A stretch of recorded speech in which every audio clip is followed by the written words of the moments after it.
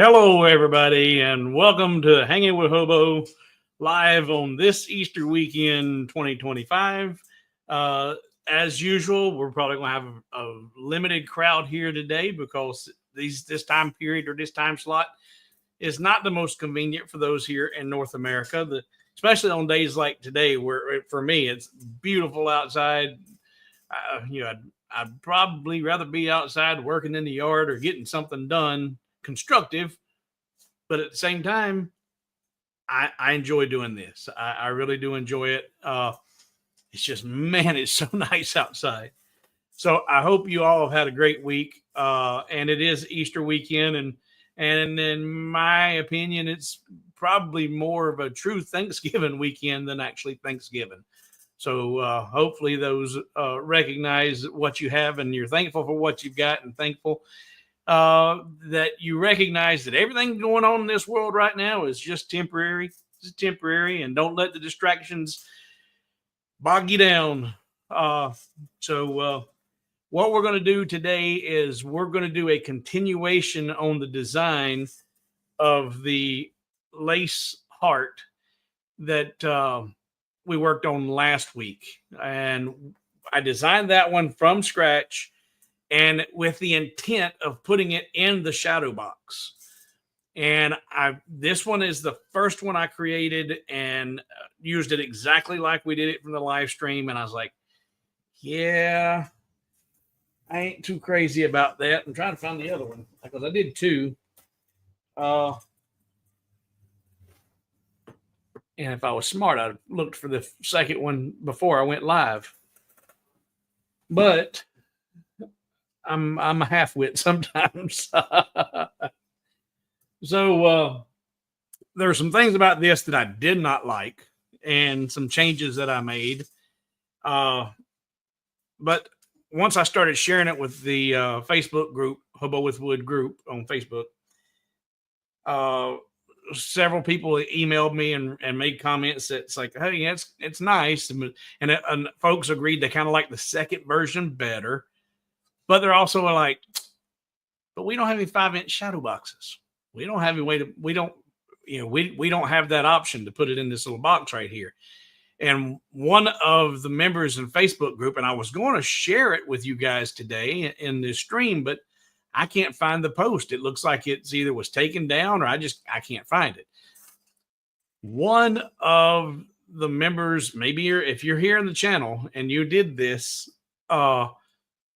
put your hand up and say, hey, I did that. Someone took the design because it was, I made this design free to everybody that was in the stream or that watched the stream last week. And someone took that download and they modified it themselves and put a base on it, something like this, where it could freestand by itself without being in a shadow box. And I was like, oh, man, that's a really cool concept. And it solves a lot of the questions that people were emailing me about. But it was very, very fragile. The design was fragile as it was. And I said, yeah, I like that. I said, I see some improvements that need to be done. And that's what we're going to do today. We're going to take that same file, starting with if you downloaded it last week, if you have that free file, because it was only free for a little while. And then I took it down because it was a work in progress. It was not something that I wanted to put on the site for sale. And made sure that everybody that did download it understood that it was untested, untried, and they were working with it at their own peril because it was it was all those things. So we're going to start with that same file and modify this file to make it have a stand and make it stronger, more sturdy, and be able to withstand, normal wear and tear or any aggravations on a desk. If it was just a little desktop or something for the mantle or what have you, it could still potentially be, you wouldn't want to use it for a football, but we're going to make it stronger. So we got 55 of you in here now. We've doubled our numbers since we start. We always have a few little late bloomers coming in, but this one, this time slot's always about half the numbers, and I'm glad and appreciate all of you that are here. Heard somebody singing outside my window, but I think it's a motorcycles radio. All right. So as usual, as always, if there are any new folks in the stream, if you have any questions about what's going on, precede your question in the comments with 3 question marks, just like you see there, and exclamations if it's just a comment. But if it's a question, 3 question marks and your question. If it's a comment that you need me or really want me to, see it and voice it so everybody sees it, put 3 exclamation points in front of your comment or in your question. That will make sure that it jumps off those comment stream at me, and I see those and address them. Once we get through this modification of this design, if time's allowing, and if you have a design that you've been working on and you're having a problem with it, email me that file now at hobowithwood@gmail.com. And yeah, there we go. hobowithwood@gmail.com. And we'll say, can I change that? I don't want it to be a ticker. Edit, scroll, go away, save. There we go. There. If you have a file that you're having problems with, or you're struggling with a design, email it to me right there, and I'll take a look at it. And if you have a camera and a microphone hooked up to your PC and or your phone, if you're watching from your phone, I can send you a link that will allow you to join in here in the online studio, and we can discuss what's going on if I have problems and questions, instead of having to try and read it and figure it out through questions and post. And talking's a lot easier than typing. But if time will allow and anybody has any of those, we will look at those too. So comments. All right. I'm going to mark this spot right here. Oh, and there's, it was Scott Sparrow who made the stand. Okay. Well, Scott, there, and yeah, he's in the stream. Scott, I was looking for your post in the Hobo with Wood Facebook group, and I couldn't find it. In fact, let me go look again now that I know it was you who posted it. And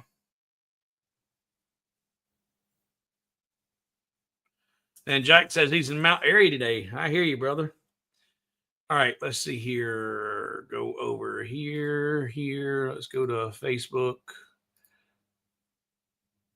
Because Scott shared this with the group. And I was like, oh, yeah, that's cool. Scott Sparrow, search. No, I'm guessing, Scott, you must have taken that down or took it off the group for whatever reason. Switch here. When I look, I see, well, Scott, I can't find that post that you put in there. Hobo with Wood Facebook group. And that's Ed. Ed got this olive wood on our trip to West Penn this week. That turned out really nice. There's my girl. There's my one. That's it. All right. This is the one I couldn't find just now. This is the one I liked better. I did not like the first version, which was this one, where I did the cutout and then I painted it pink. Thought maybe the different contrasting colors would stand out or look good. But I didn't like that.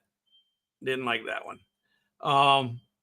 And this one, that version I liked a whole lot better. But yeah, I don't see. And there's Dale showing off there. That's impressive as all get out. Someday I might have a fiber, but that's impressive. Yeah, and I don't see it. It's just simply I can't. It appears to have disappeared. Oh, let's see here. Oh no. Okay, no. I just emailed the picture. There, there. Let me go look there, Scott. No, that's not what I want.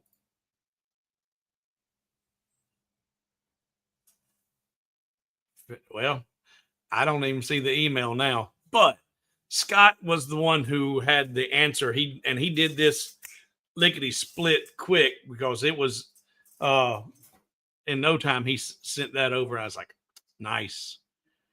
Scott says he just emailed it again. So let's go to inbox. There we go. There we go. Now share.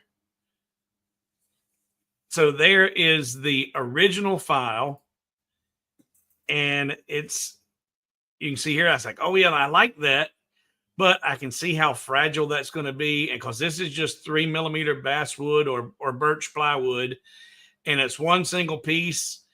He's got a little tab here going in at the bottom, and that heart was just barely welded into the backboard of that piece. I was like, yeah, I like that. I like that. I like it a lot, but it also needed some improvements. So I'm like, okay, so that's what we're going to do today.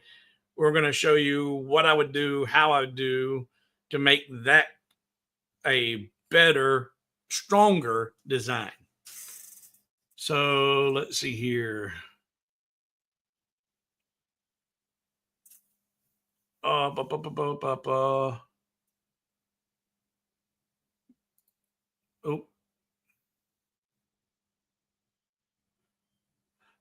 okay.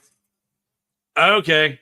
It wasn't a separate one in the he didn't make a separate post. He made a comment to one of my photos, and it was in okay. And Scott says, yep, I already broke it. Well, we're going to make it stronger today. All right. So let's go over to the light burn. And in fact, just whenever I did this, like I said, it was not a commercial ready light burn file that I shared with everyone. And this is exactly how everybody got it. It still had this over here out to the side, which was the lattice or the lace that I created to create that backboard of that heart or that lattice. I'm going to go ahead and get rid of that here. And these are just two tool paths that were the shape of the hearts, the different sizes, so that if need be, you had a tool path that didn't have any of that stuff going on. But first thing I want to do is I want to look at this. I want to put it on a stand and I want to make it stronger.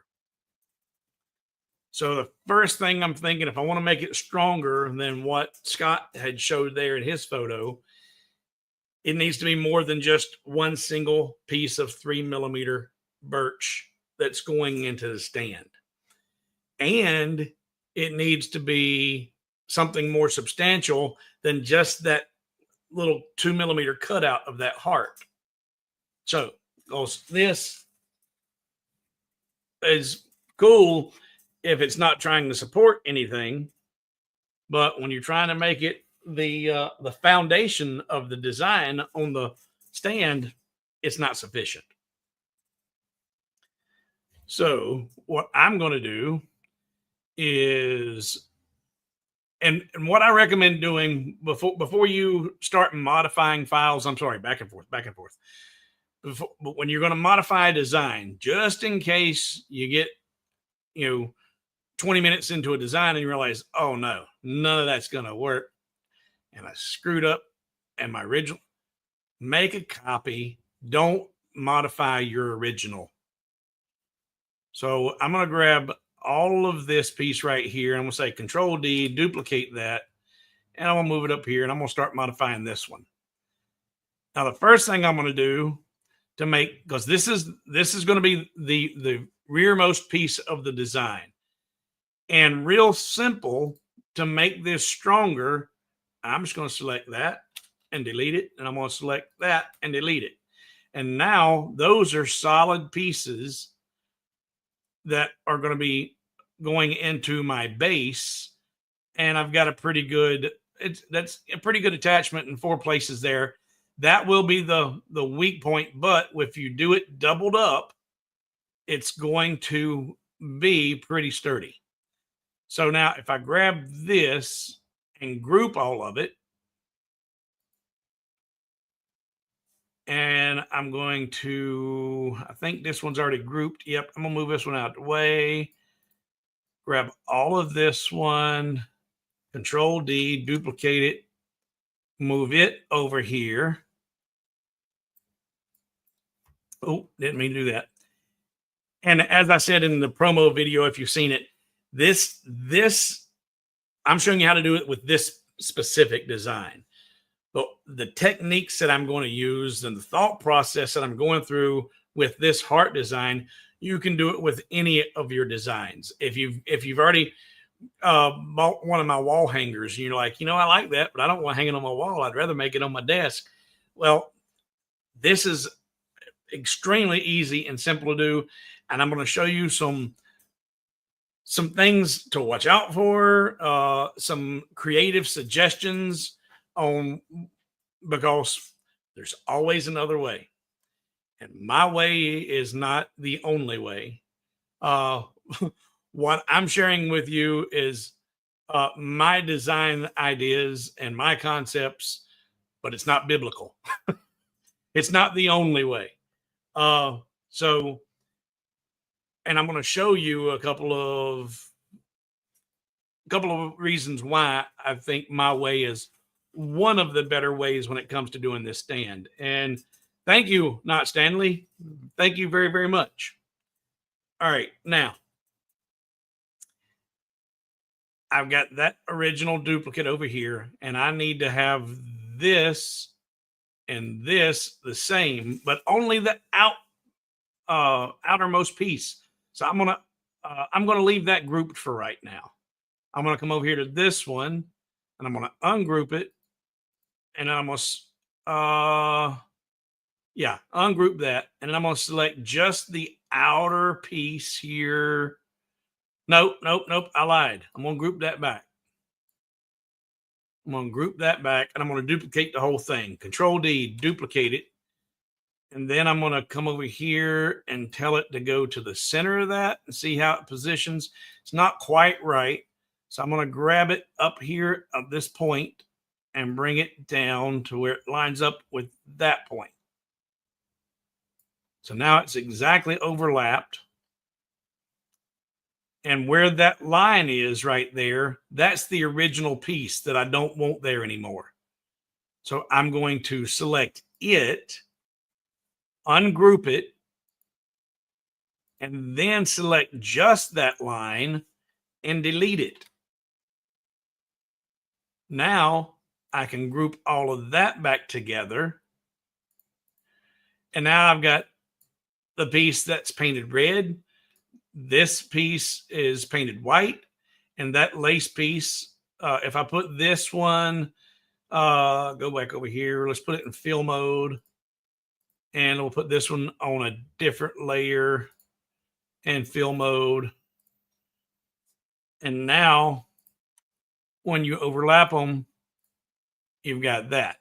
So that's 6 millimeters. If you're making it out of 3 millimeter material, it's 6 millimeters thick. That's going to go into your base. So that's going to be a good strong piece. So let's put that back, put both of those on the red layer, put them both back in the line mode. All right, did I lose anybody there? And it's simple. That wasn't rocket science, wasn't that mentally challenging. But if anybody's got any questions, I'm trying to check on you a little more often before I get down the road and go, oh yeah, what were you asking about? All right, so no questions there. All right. So now I've doubled this up. I'm going to take these two and move them over here because I'm done with that for right now. Now, this piece right here, actually, you know what? And this is why you duplicate. This is why you duplicate, because I did mess up. I did not want to delete that inner piece of that heart on the bottom down here. When I deleted that inner line that cuts out that inner heart, I messed up. But I've got my original over there, so I can just go grab it. What about making little hearts? What about making little hearts a lace pattern as well? Oh, I thought about that, and we're going to talk about that too. And if you had the original file, the original lattice was still in there. You could have used that and did a cut of that and put it in there. And that would strengthen it, but it wouldn't be as strong as what it is right now. Plus, I'm going to show you something here in a minute that you'll understand also why I did not do that. But I deleted this right here a minute ago, and this one. I'm going to hold shift, grab it. And instead of deleting them, I should have just moved them out of the way. Because I'm going to hold shift and less than and rotate that back. Hold that one. Sorry, just that one. Shift and greater than and rotate that one back. Now, that's going to be a cutout that will glue in, control or shift, rotate it back. I can engrave on that and then glue it on top of that. That'll be a third layer that is engravable. And I've got all of the strength from this. That way it's not just a plain heart down there, but this is a piece that you can customize and or personalize. So we're going to have both of those. All right. And now this was the original third layer that I painted pink in my first piece, and it went on top of that. And you see it overlaps and glues on top of that lattice.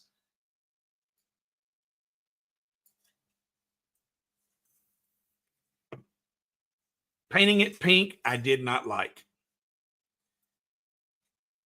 And quite honest, then this feeds into Soak and Ray's idea about putting the lattice or the hearts in here, like these white hearts inside here. The KISS method is always your best way. And for those who are not familiar with the KISS method, keep it simple, stupid. KISS, KISS. Keep it simple, stupid.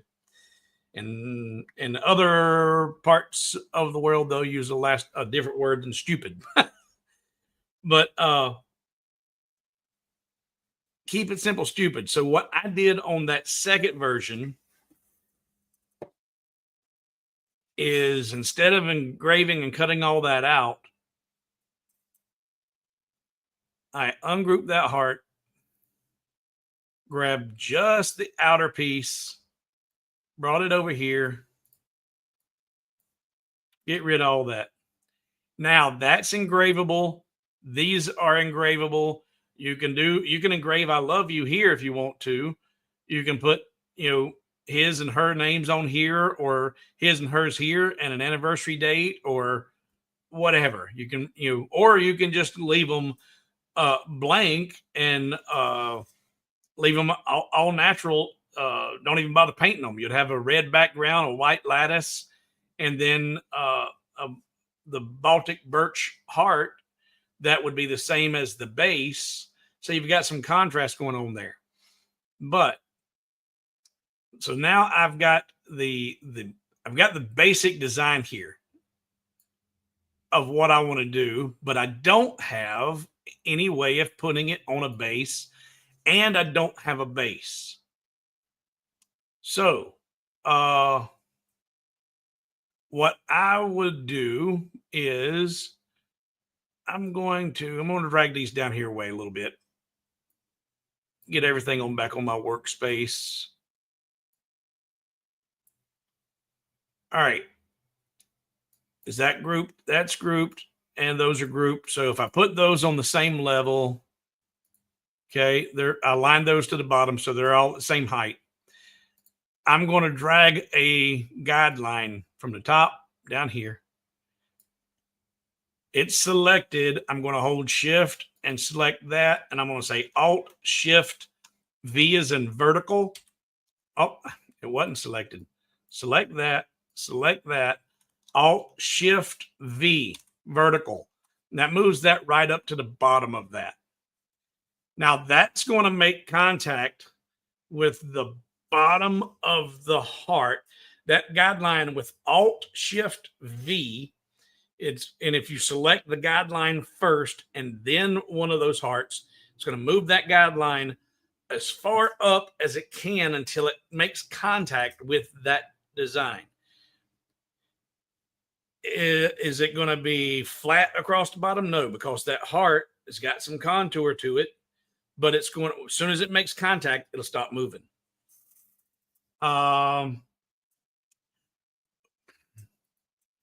Good point. Sogan Ray says, since it's shaped like a pick, can you put it on the easel? Yeah, you could. I don't know that the music theme easel would be what I would do. You could always change that treble clef to, a Cupid or something else and make it a little love easel. Hey, that's a pretty good idea. I've got the musical themed easel. Maybe we'll do Cupid, a Valentine's themed easel. And this could go on. Ding. It's a good idea. Hey, Craig. Craig's in the house. Welcome back, Craig. We hadn't seen Craig. Craig says he's learned a new thing here today. Craig was MIA for a couple of weeks. He's been globetrotting. Yeah. In fact, Craig, there are a few people that may be in the stream that would have been in the neighborhood you were traveling through. Wouldn't you have to make the easel higher because the weight would be on the top? No, the way that easel is designed, it's got a slot that it will slide down into, and would it be, if bumped hard enough, you could knock it off kilter, but you'd have to bump it really hard to knock it out of the easel. But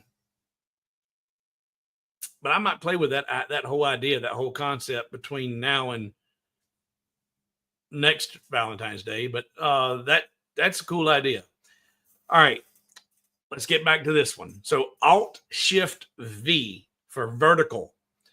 You select the guideline first, select the piece that you want to move the guideline to.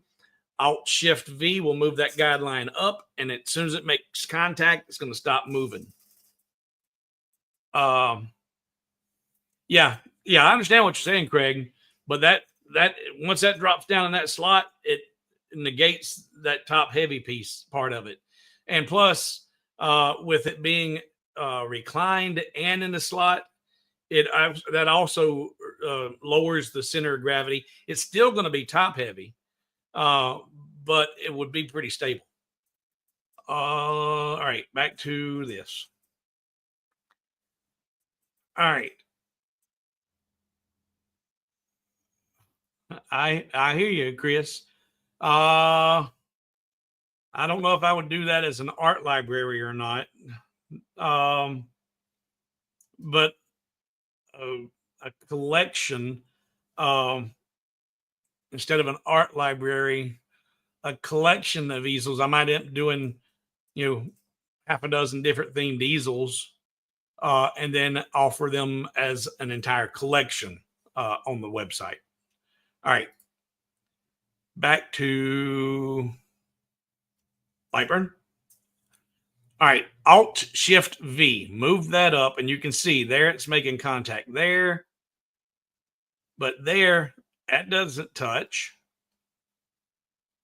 But you can see, all right, so there's my point of contact right there.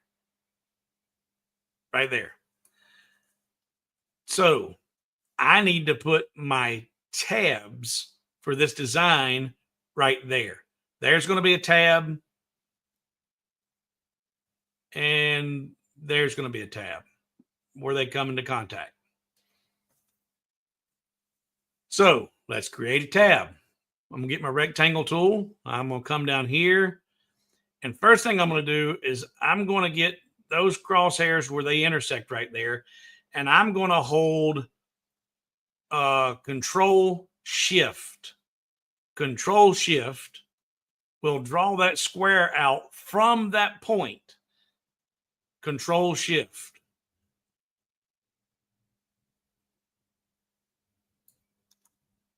And then I'm going to duplicate that. Control D, duplicate it.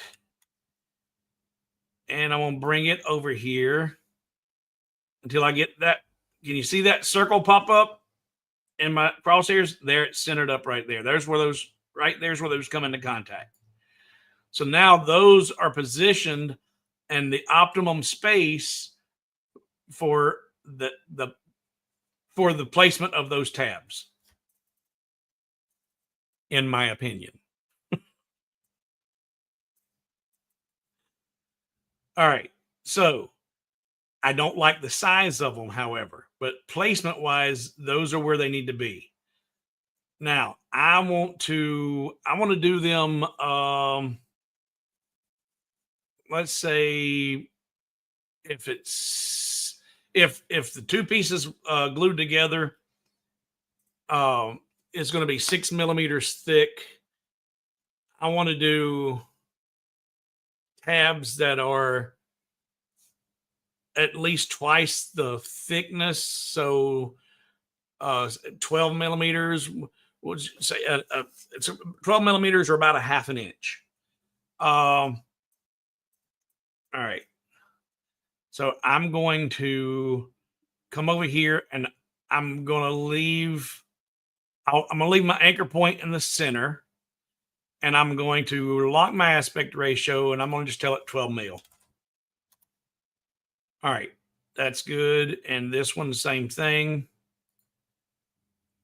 Aspect ratio is locked, 12 mil. Now I need to transform that into a tab. I don't need that guideline anymore, so I can select it and delete it.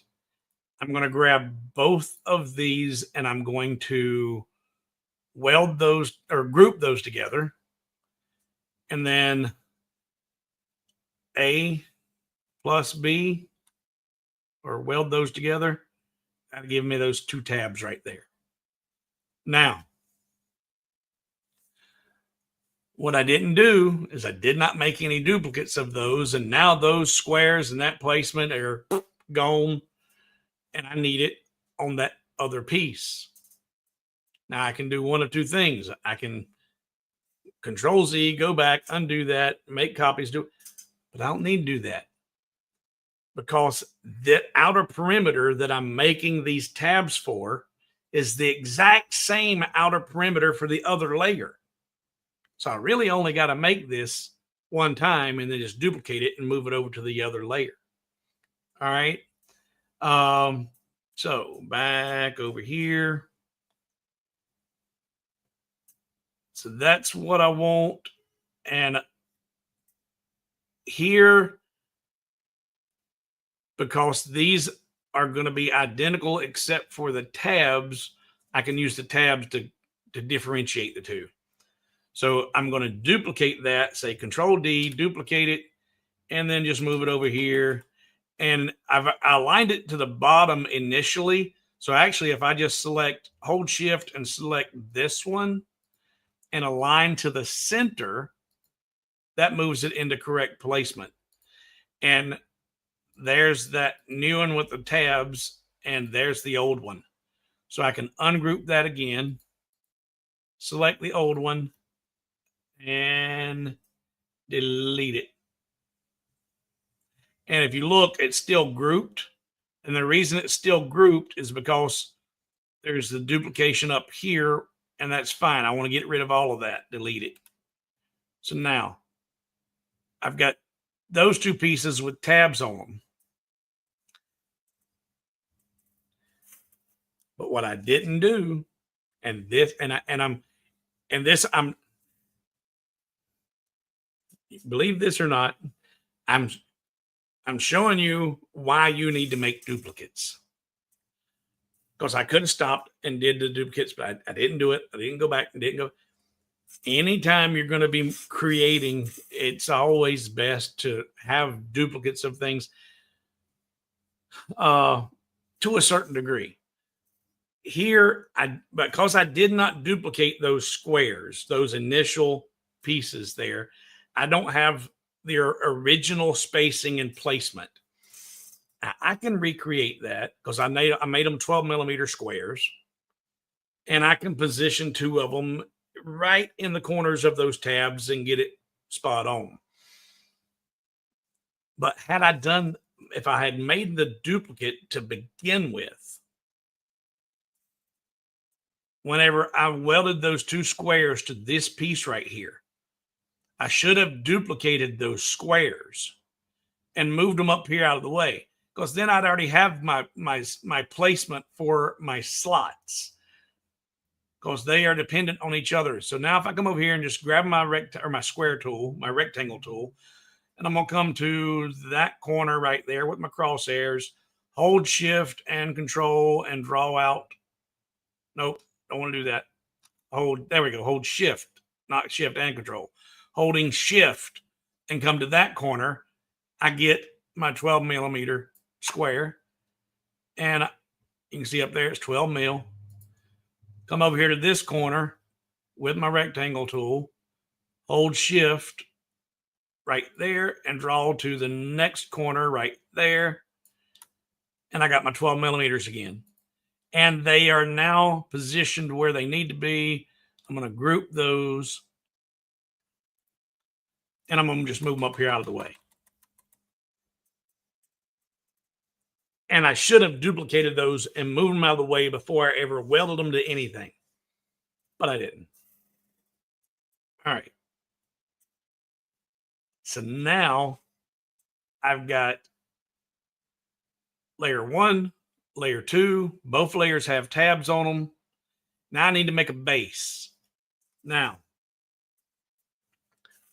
what size is your base?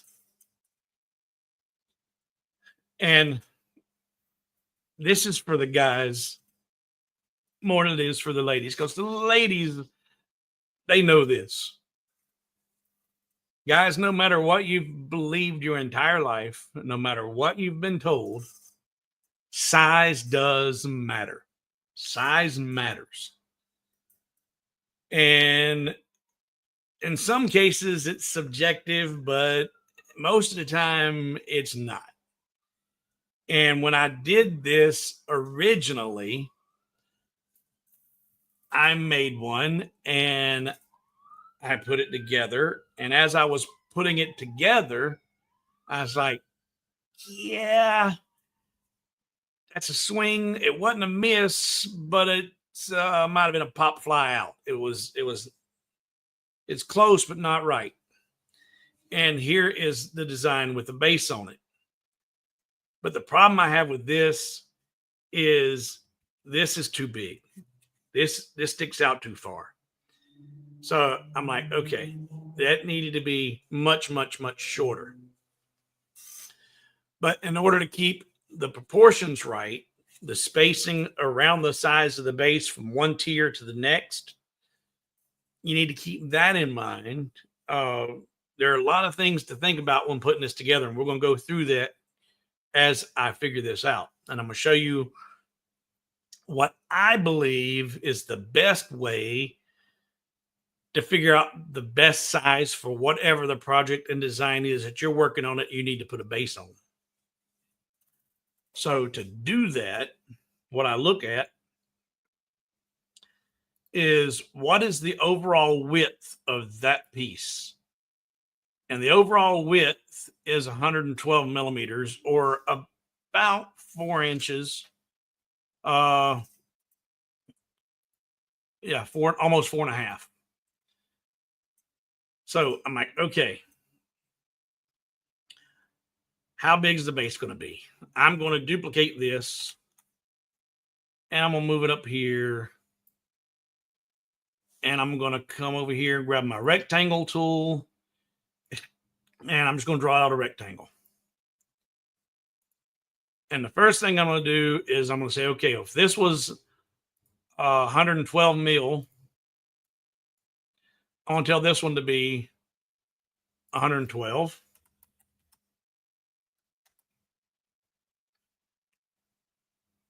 So it's the same width at this one's widest point,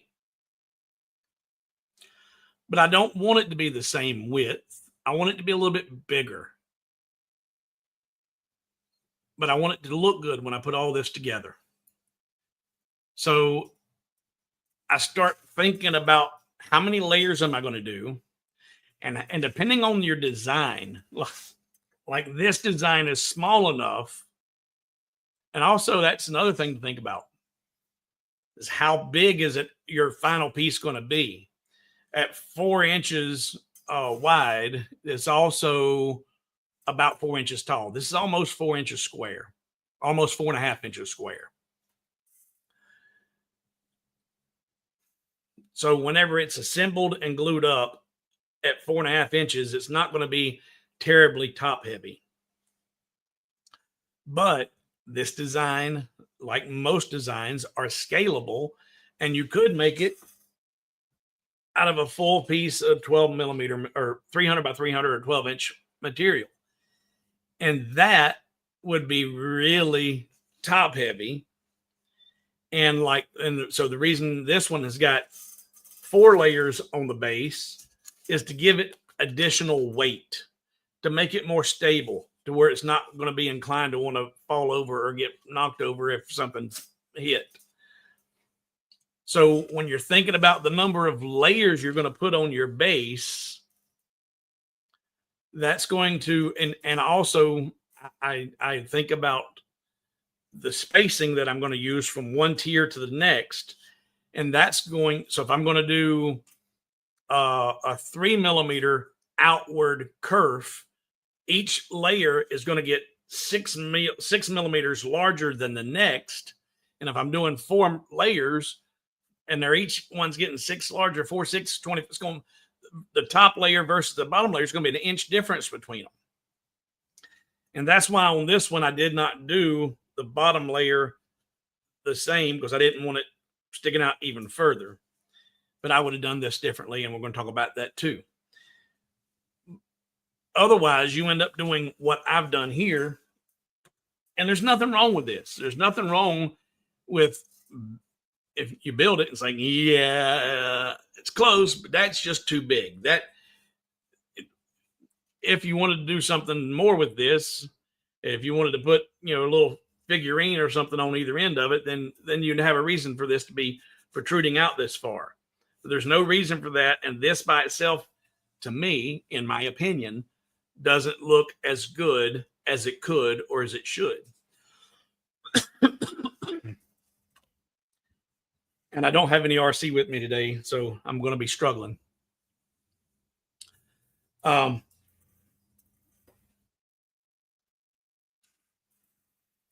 layers, but even larger distance between each of the layers gave it a much larger base. And that's another way, instead of having to do 4 layers or 5 layers for extra weight, to make that bottom footprint as large as possible is going to also make it more stable. So lots of things to consider when you're designing the size and the positioning, size, all those things. And what you may end up needing to try to do, and this is not what I did. I did not do this. When I cut this out and put it together, I super glued it all up. Just put it together, glued it together, done. Had I not done that, I could have just realized that this base was too big, pulled it off, and made another base and put it on there, because my slot position is not going to change. All I'm changing is the size of the base. and cutting out a different size base. But because I super glued this one together, this is what it is.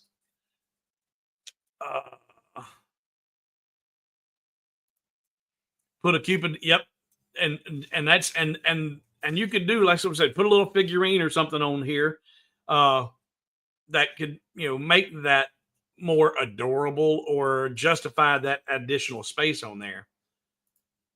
Make it more square rather than rectangular.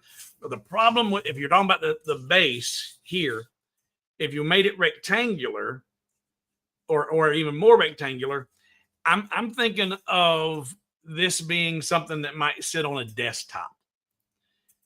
And if you could see my desktop right now, there ain't room for this. And I don't have I would not want to have a large footprint on something that might be inclined to be put on a desktop or even on the hearth or on the center table, wherever you're going to put it. I can put that there. That's why I went more rectangular. But it's my opinion. There's always another way, and you could even do. In fact, I'll show you what else you could do. You can make it frilly, but let's not get too far down the rabbit hole here. So, what my thought process is I want this top layer to, generally speaking, to be starting out at the same width as the piece.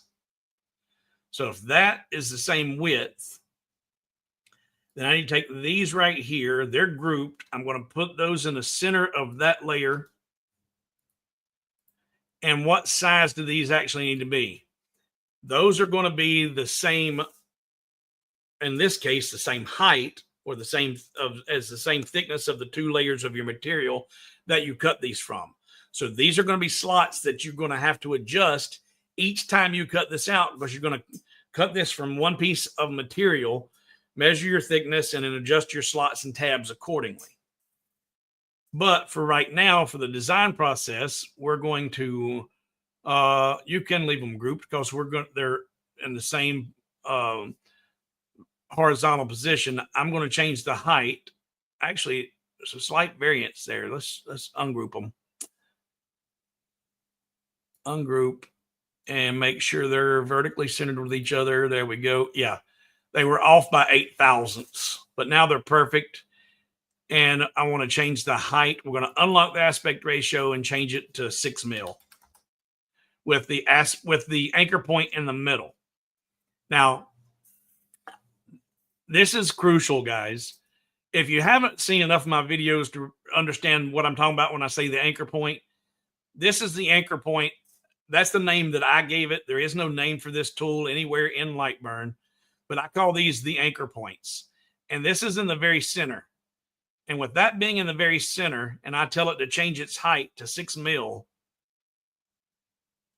it brought those down here and up here. The position of this did not change. They're exactly where they need to be. If we undo, and if your anchor point was in the top left and you told that to go to 6 mil, watch where, and I'm going to put this cursor right there in that bottom corner. Now, when I hit enter, it's going to change it to 6 mil, and watch where it goes. My position's wrong. I've now lost where it needs to be. It's not a big deal. All you got to do is hold shift, grab that, put it back in place. But if you've ever changed the size of your stuff by either percentage or actual dimensions, and you notice that everything's no longer aligned, it's messed up your design, it's probably because your anchor point wasn't in the proper place to do what you're trying to do. So now I've got that done at 6 mil, and those are the slots that I needed to be. And I'm going to take this outer rectangle. I'm going to hold the control button and get that purple dot pop up right there. And then use that to left click and drag to the left to get my rounded And that's maximum. That's the maximum radius you can get for that corner right there. If you didn't want it to be that rounded over, you can just come back and give it a slight radius like that. Again, simple design, what you want, what appeals to you, what do you like. But I'm going with max. Now I'm going to select that one, and because my material is 3 millimeters thick, I've got two hearts that are glued together. That's 6 mil. So when I look at the thickness of those two hearts, once it's glued up, where are you at? Right about there. That's about 6 mil. It's out of focus. I'm going to use that same unit of measure to be how far I want each of those tiers to step down. It's all about, you know, when you look at a design and you go, well, that's nice.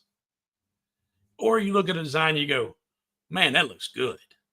The difference between those two could be just something as simple as paying attention to those little details and trying to make things as symmetrical and or as evenly balanced and weighted as possible.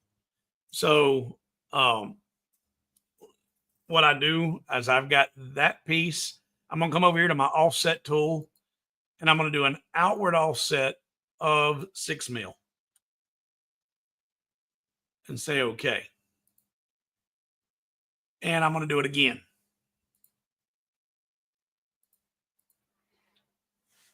So there is a base, and that shows you what size that base would be in relation to the size of your stand or your design, whatever it is you're working with.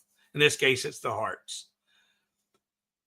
But what I do is I will take these, I'm going to group those back together, and I'm going to duplicate them. Control D, duplicate. And then I'm going to select this second offset, and I'm going to group it again. And I can move that out of the way. Grab that group and group it again, and move that out of the way. And move that one out of the way. So there is 3 layers, one on top of the other. And I've got those all discombobulated. They're not aligned to each other. They're not, I had them in the midst. If you're not familiar with the padding, I just drew a complete blank on that tool. Docking. There we go. If you're not familiar with docking and padding, check this out. Because some people have said when they get the files and the designs from Hobo with Wood, they're like, man, you're really good at positioning stuff and aligning things with minimal amount of waste. Well, this is how I do a lot of that. So these are the 3 shapes that I'm wanting to use for my base. Well, I can align them to center each other like that. That's fine.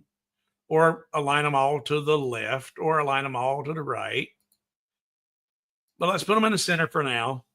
And then I'm going to come over here to my padding and my docking tools. And I've got lock inner shapes or lock inner objects, but I've got everything grouped already. So that's not going to be a problem. I'm going to put a padding of 2 millimeters, and I'm going to dock everything downward. And I can't zoom in on this, but if you look at these, and in fact, right there to tell you, dock objects leftward, and on the far right side of that square, you'll see some squiggly lines, and those lines are indicating movement. That's they move that way. So over here is dock objects to the right. This is dock objects upward. And the last one is dock objects downward. And since I'm already up here at the top where all of these are in the work area. So I got room to dock them up or down. I'm going to dock them up. So I'm going to come over here to this one, and I've got a padding of 2. And if I dock upward, it just brings everything within 2 millimeters of each other. And it's all lined up and centered up. Another thing you can do if you're not using kerf, because if you use kerf, this goes right out the window. But if you want to minimize your time on the laser, since these have perfectly straight lines, you can actually dock these directly against one another. And in the optimization settings, be sure you have turn or eliminate overlapping lines. Turn that on. Then it's going to cut that one everywhere they touch each other, only cut it once. And let me show you what that does. And I'm sorry, this is a squirrel, but I think this is a good teachable moment. Not necessarily about this design, but in using Lightburn.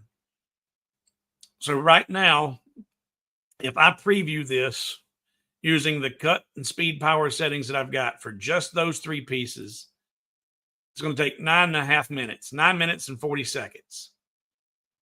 So if I cut that out and I come over here to my padding and I put my padding to 0 and I select all of these and I dock them upward again, that moved them all up.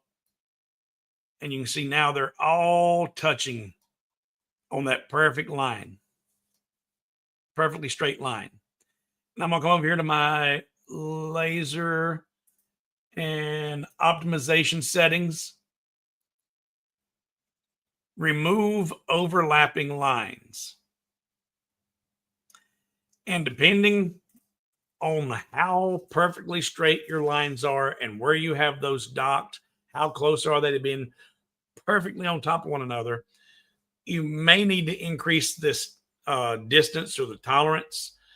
The area here over to the right is the distance between the 2 lines that Lightburn will allow for a margin of error between what is an overlapping line and what's not. And I've got it at 0.25, which I think that's the default. So I'm going to say okay. And if you remember, a minute ago, we were at 9 minutes and 39 seconds for this cutout. Now, when we look at the same 3 pieces, 8 minutes. So it's just saved 1.5 minutes just on those 3 pieces off the laser time. And I'm just now going back to look at some of your questions and comments. And Dale, I love it. Dale says, desk have top. And and I'm thought about making this plaque, and I'm sure everybody's seen it. You know, a flat surface in an office or in a shop. It's just a matter. I don't know what the mathematical or the time is or what the exact saying is, but it's only a matter of time before it will be completely covered. Completely covered. There's my workbench. You can't see a workbench. It's just a flat surface will be completely covered. That would be big enough to make its base and add a pin. Yeah, that I thought about that too. Do a pin tray or a little, insert for the pins. Getting proportions right is 60 to 70% of the design.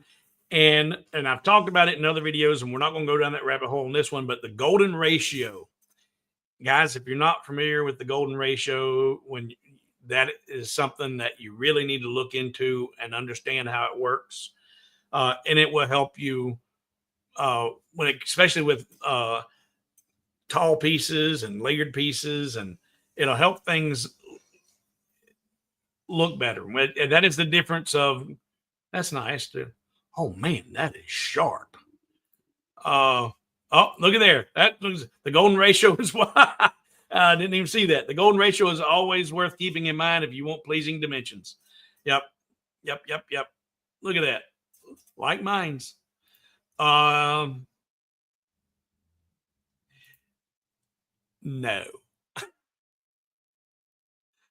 A flat surface is considered a shelf. Absolutely. All right. So I showed you how to dock those, and you can do it and leave space. Or if it's two perfectly straight lines, dock them right up against each other, turn on, eliminate overlapping lines, and you can save yourself some time on the laser with your designs. You can add temporary lines to objects, to two objects, and then align them using only lines, then remove them. Yeah. There's always another way. There's always another way. And I will never, ever say that this is the right way to do it. This is the Hobo way to do it. And it might be just one of many of Hobo ways of doing it.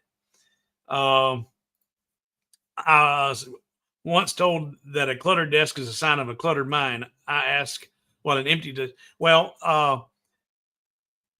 there's a saying about that. When it comes, I was told it was a sign of genius. Einstein and all the true geniuses, they were never perfectly positioned, organized. It was looked like chaos, but it was organized chaos. And that's the way my shop is.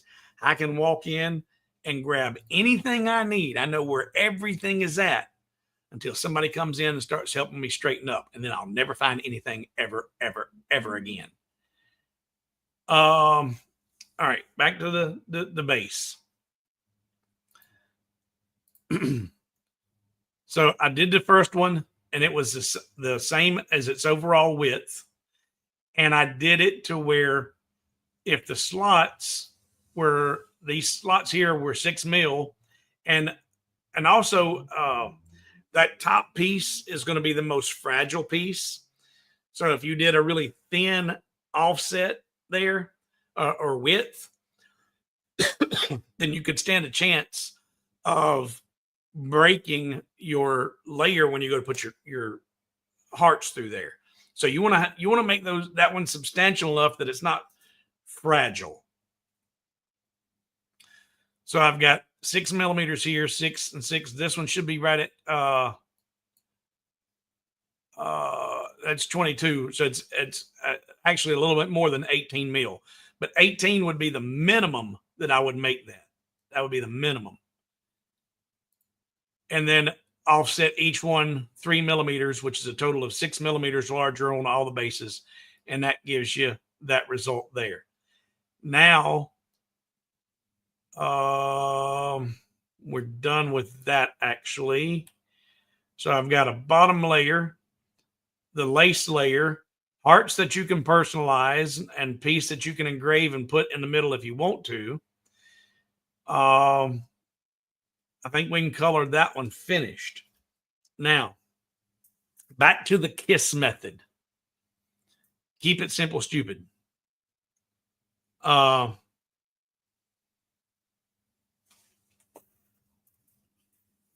showed you. This was the first one I did, and I made it too big, the base, to be used as you see it. Now, you like we talked about, you can put either a pin holder on either end of it or a little figurine or something and make that look good. But as it is, that base is too large for that design. So prior to going live, I redid my base. And because I super glued that one together, I couldn't reuse this one. So this is based on the design concept that we just did. And if you notice, there's nothing in the middle, and that actually looks pretty good. Keep it simple, stupid. You can personalize just these and customize them, and that looks good. Or if you have a laser that is as dependable and repeatable as the Rolly, you can do what I did, which was screw up. but the laser will forgive you. Let's get this out of the way, because what I did cutting that out is I missed that heart on the cut layer. And here is my wasteboard. And there is what's supposed to be my top heart. And I've got this off my laser. I'm handling it. It's all fine and good. Laser's not even powered on. I'm going to put this back on here. Position it, turn my laser on. It will home.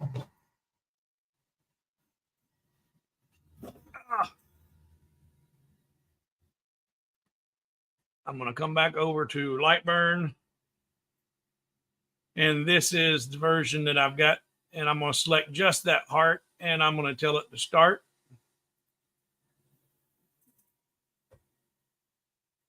And the roller is going to go do its thing and go right back out there, cut that heart out.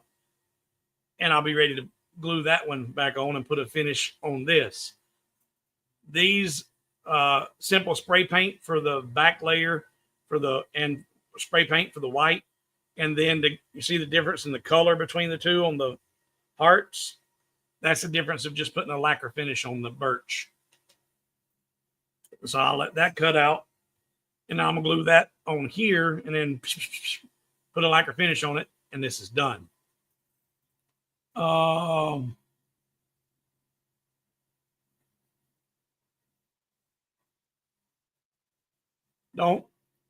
don't understand that one. The Colonel didn't see the humor. I'm missing something there, Dale. Not sure what you're talking about.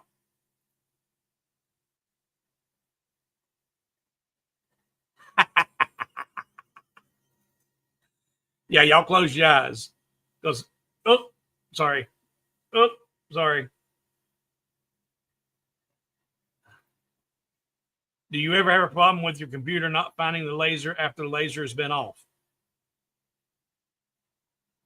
And it's not having a problem finding the laser. It's the COM ports. I've got so many things hooked up to the computer, it ain't even funny. And there, it's done. But on occasion, but also because I have so many lasers that are hooked up to Lightburn, whenever I open Lightburn, sometimes it'll go to a default COM port 3, but this one's on COM port 15. So I just have to select the right COM port to get the laser reconnected. But that's the extent of it. Dale was talking about on a cluttered desk. The Colonel didn't see. I still don't get the reference. The Colonel and the cluttered desk. I don't get the reference. Let me grab this. Now, this is something else that I agree with on Clack. And when you almost always, and you see Clack pull something off of the laser, he'll grab it. And then he'll go right over here and do a quick sand and really make it pop. Because right now,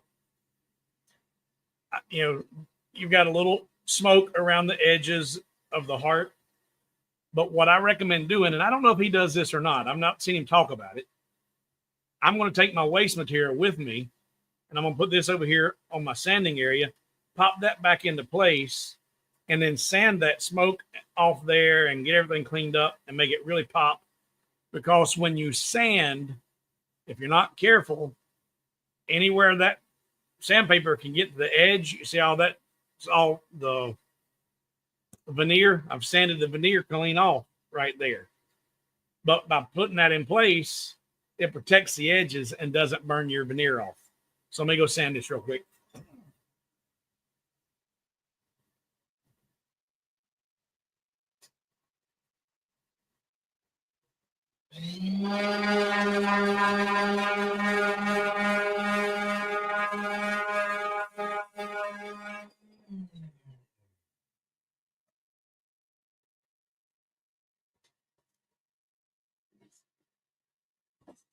So no more smoke. And get my super glue. Turn this laser off.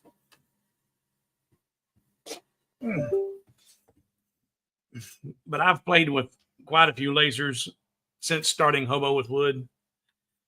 And and I can honestly say the repeatability of the Rolly is second to none.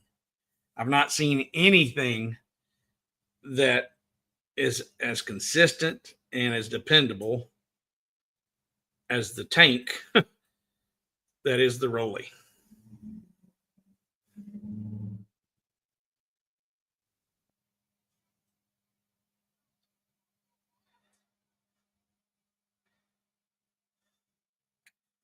All right. Now, glue this up.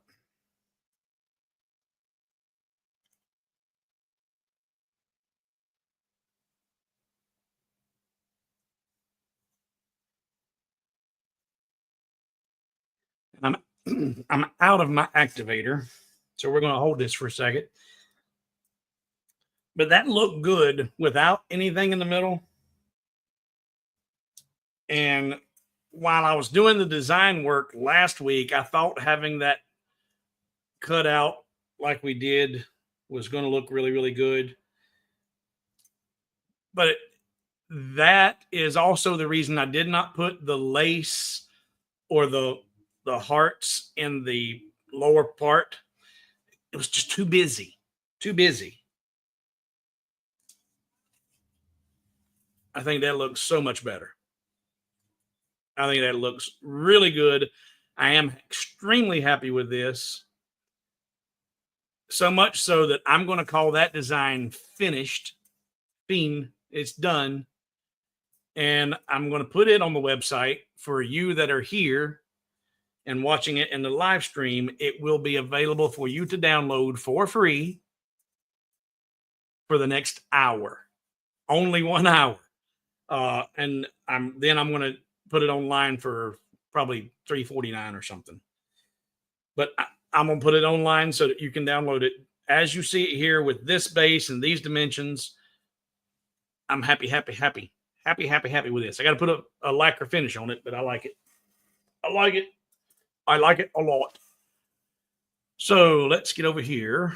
Make sure everything's right. All right. And go to the website.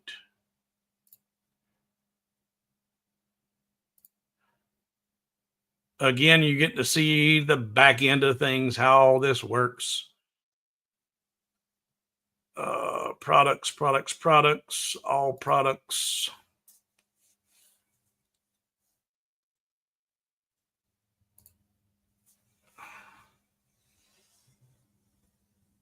All right. And publish. Hobo with Wood.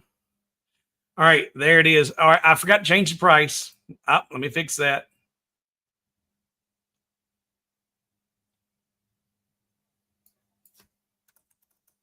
$0. Update. Refresh. All right, so there it is. Now, I don't understand why your computers do what your computers do when your computers do what they do. Some of you cannot see these new posts like this unless you're signed in with your account. I don't know why, because I'm not signed in on any account, and I see it right there. But some of you cannot see it unless you sign in to your account. And then there's others of you who can't see it unless you refresh and load a new page instead of loading from your cache. And to do that, you need to hit F5. So F5 will make your computer reload from the internet, the latest version. But if you still don't see it, it may be because you're not logged into your account. I don't know why that is, because everybody has a different result, and I don't know what to do about it. So there's what your options are. Make sure you're logged in, hit F5 to refresh it. But that's out there. It's online. It's going to be available. It is now 4:15. It'll be available for free until 5:15 p.m. Eastern Standard Time today. and then I'm going to put it for $3.95. All right, let's see here. Sometimes I sand the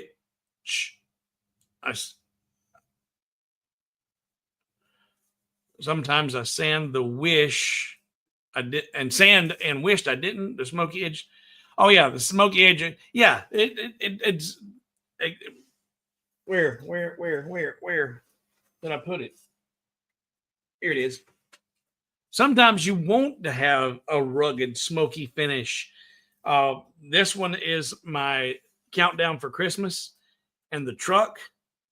I did a lot of work to make this truck look like it's got patina and just rough around the edges and not uniform in color.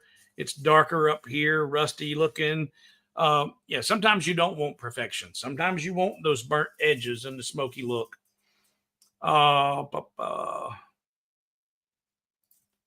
Yeah, Dale's pointing out, become a gold patron and all the patterns are free. Always, not for an hour.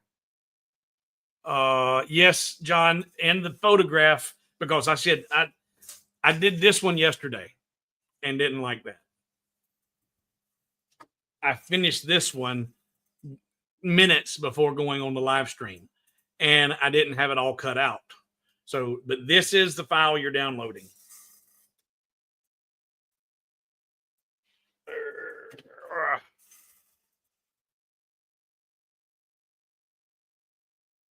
Okay. All right. Does anybody in the stream, where we are an hour and 17 minutes? So we've got a few before we even hit 90-minute mark. Does anybody have any problems or questions with a design, or do they have a particular problem they're having that they would like me to try and help explain, or anything about this design that you have questions about? Now's the time. Oh, I almost forgot. When you're doing bigger pieces like this one or this one, and you don't really want to put all of the extra wood on the bottom to help give it some heft or some weight to help keep it balanced. Another thing you can do, thank you, Doug. Thank you very much. Greatly appreciated. Another thing you can do is use tape a weight. Say, what? Tape a weight. I actually used this when I was in the automotive business and the tire business.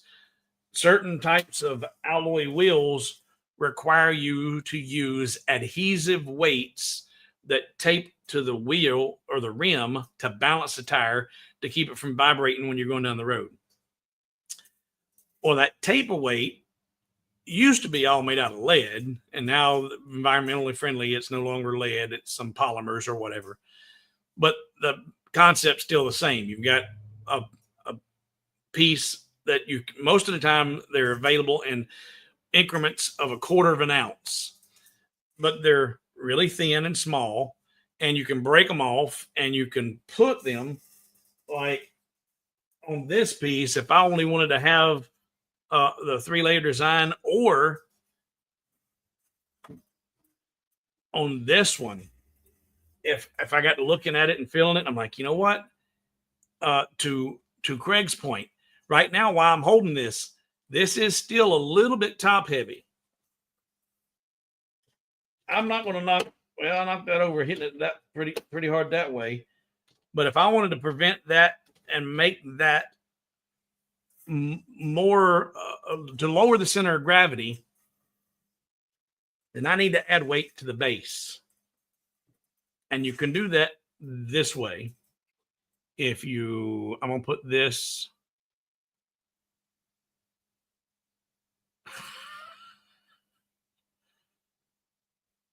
I see some comments. I'll look at that in just a second here. Put this in the comments and post it. All right. hobowithwood.com/weight, and not like, wait a minute, but WEIGHT, weight. And I'm going to go there now.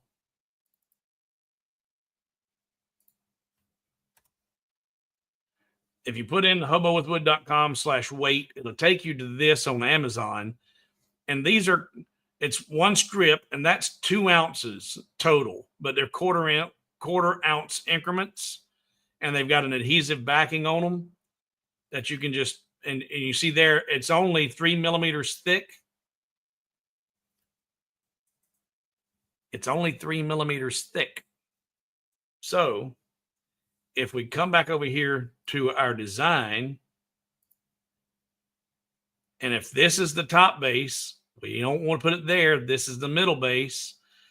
And you notice the bottom base doesn't have, it's solid. So it's covering up everything from all the slots and tabs.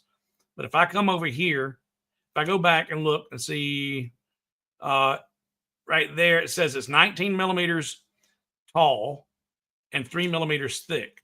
So if I come in here and do a square,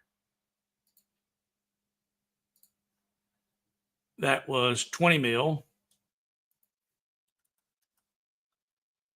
Unlock the aspect ratio. And then let's see. And the length, hold shift and draw that in. Oh, it didn't draw it in. Should I hold control and draw it in? But I create a pocket right there. And you would want to make sure that this, if you're going to do that this is going to cover that. You may have to make this one a little bit bigger to cover that up. But you create a pocket that's going to be sandwiched between these two that you can then put a few pieces of this weight in here. Your size of your base doesn't change anything, but it's going to be a whole lot heavier and lower your center of gravity. And also, we all do it. We all do it. If you pick up something and you go, ain't much to that, it must be cheap. But you pick up something that's the exact same size physically, but it's 4 times heavier, you're going, oh, wow, now that's made out of something. That's substantial right there. Adding that weight to the base helps with the physics of the part and its center of gravity.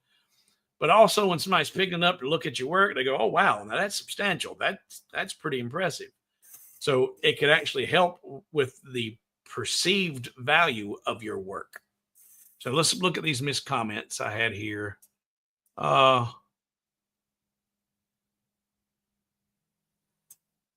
Okay, show us how to load art libraries. Okay, all right.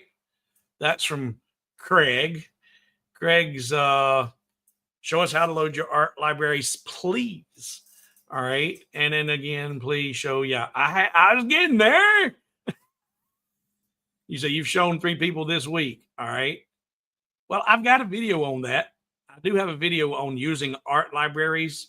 So, to save yourself some trouble, you can always redirect them. Just find that video in the Hobo, which we'll do that right now. I sent you an email with the website I told you about at West Penn. Okay. All right. Oh, yeah. I'll look at that. Cannot find the file on your site, not showing on my laptop or iPad. Help. Okay. Are you logged into your account? Make sure you're logged in and see if you can see it. Log into your account on Hobo with Wood and see if it doesn't pop up.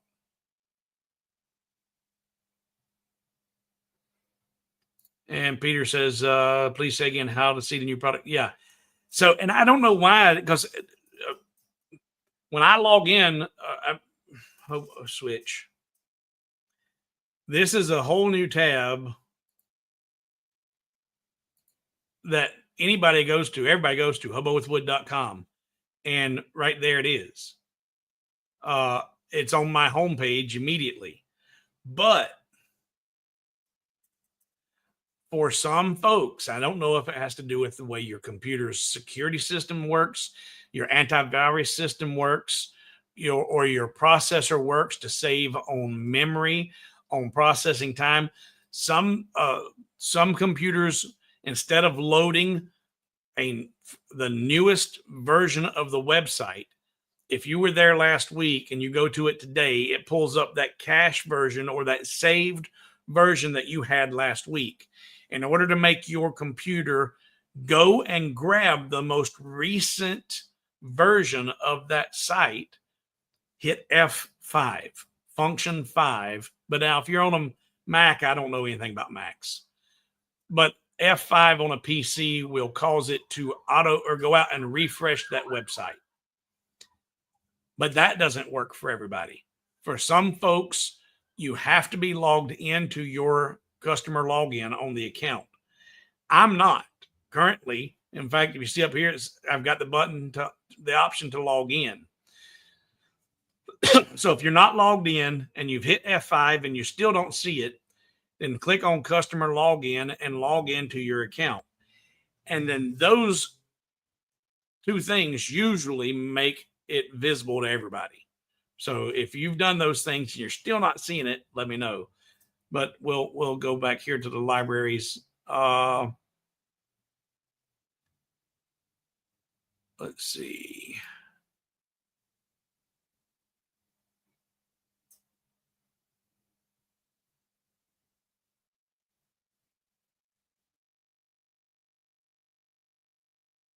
Okay.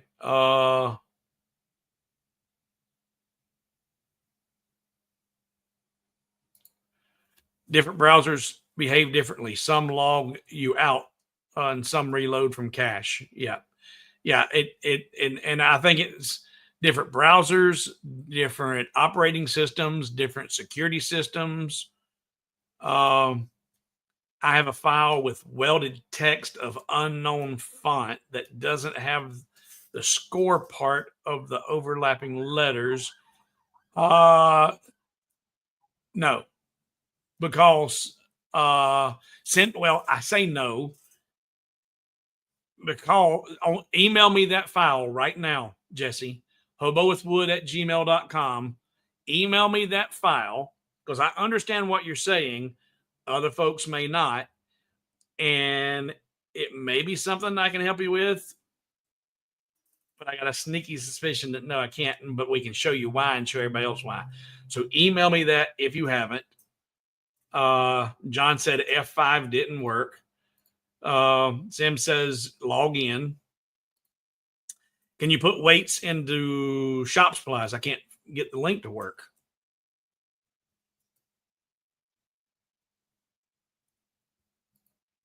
That's weird. Paste. I just posted the link again.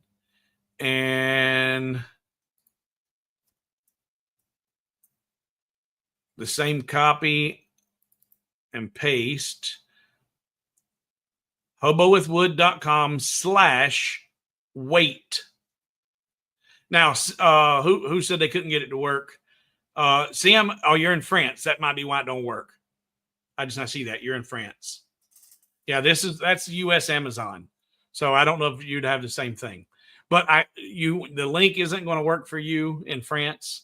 But your Amazon or whoever you buy from, you can go get these at your local NAP or your local automotive supply store, or even motorcycles, because this is how they balance the wheels on cars and motorcycles is with adhesive weight.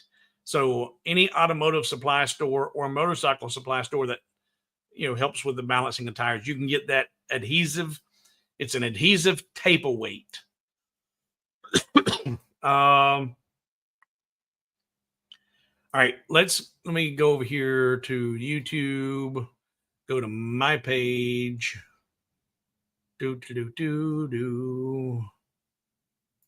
My channel.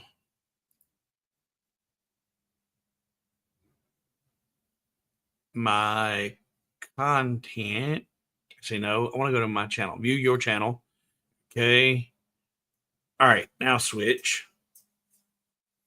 So there's my channel on YouTube. And if you come right here to that search, not the one up top up here, but the one down here, you got home, videos, live, playlist, post, membership. Come to that magnifying glass and search for library, not live art, library, search. Setting up and using art libraries in Lightburn. Creating art libraries. Creating, but those two right there are really good videos to watch. This one's only 22 minutes on setting up and using the art library in Lightburn. In fact, what I'm going to do is copy, and I'll put that link in here, paste. So that's in the comment stream, so you don't have to go looking for it. But that is a really good thing that you brought up, Craig, because yes, I have a lot of patrons who have downloaded that art library and they're like, it won't open, it won't open, it won't open. And no, you cannot open an art library in Lightburn. You have to load the art library into Lightburn and then pull from the library. All of that is explained in detail in those videos, and I've got that one video shared in the link. And I don't want to go into depth on that since the videos do it already. I want to help as many here as we can. Let's look and see if I've got an email from Jesse. I think it was. Let's see, get an email. Go away.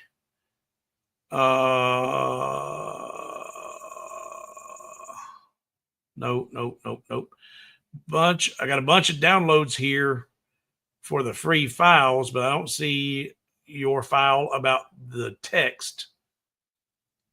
But this is oh, there it is. Just came in. All right. Oh, yeah. I know.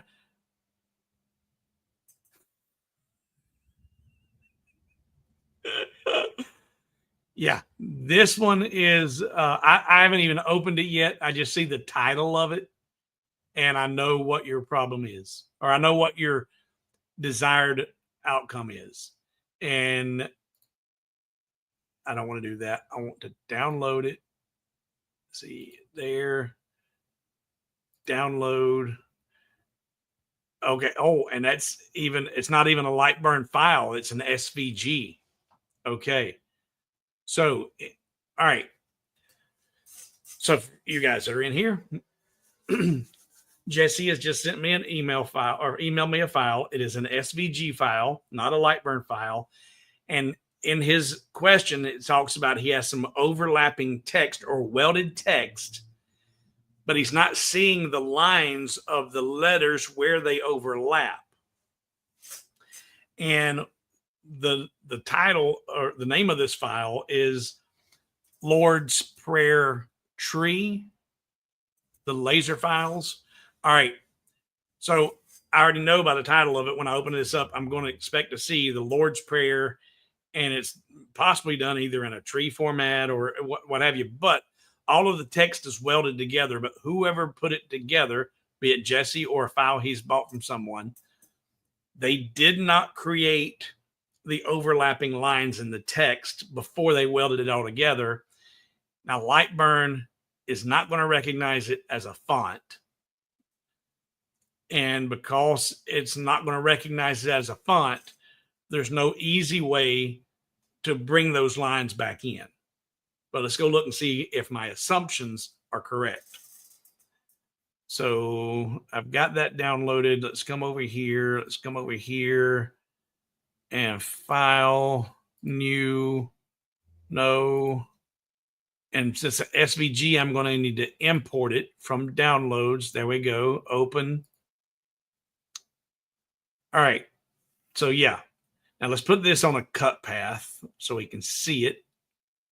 So it's a tree, and then we have looks like there's 3 copies. I don't know why there's 3 copies, because are they all the same size? And the way I can tell if they're all the same size, right now everything's grouped. No, it ain't. So I grab that O right there, and I can see it's 4.9 in height. Oop, I just changed that. Control Z. That one's 4.9. If I come over here to this one, that's 4.9. All right, so I'm not sure why there's 3 copies there, but there's 3 copies. But as you see, all of these text, all of the letters are overlapping and welded together. But you don't see the individual A or the H. And this, to do it like this is really, really easy. And that's the difference between my amazing graces and the prayers that I've done and the scriptures that I've done. I've got those overlapping lines in my designs. And I think that other fella, he's got one that's the Lord's Prayer, and he has the overlapping lines in it. And it's not easy to do. It takes some work to do that. But let me show you real quick. I'm not going to do the whole thing. I've got a video that shows you how to do the whole thing, but I'm going to show you the difference between what is here, what you want, and why you can't get it with this file. Right now, these are no longer, this is no longer a font. If I grab this B, that's not the B. That B is part of the tree, is part of everything. This is not part of text. And Lightburn is not going to recognize this as any text at all. So I'm going to get Our Father in Heaven, hallowed. All right. So I'm going to come down here and I'm going to put Our Father, is it who art in heaven, hallowed be thy name. Our Father, I guess it's different because Our Father who art in heaven is how I know it, but Our Father in heaven, hallowed. I'm trying to do it like they've got it. Our Father in heaven, hallowed. All right. And let's put it all in caps. And let's put it in, we're going to do Arial round.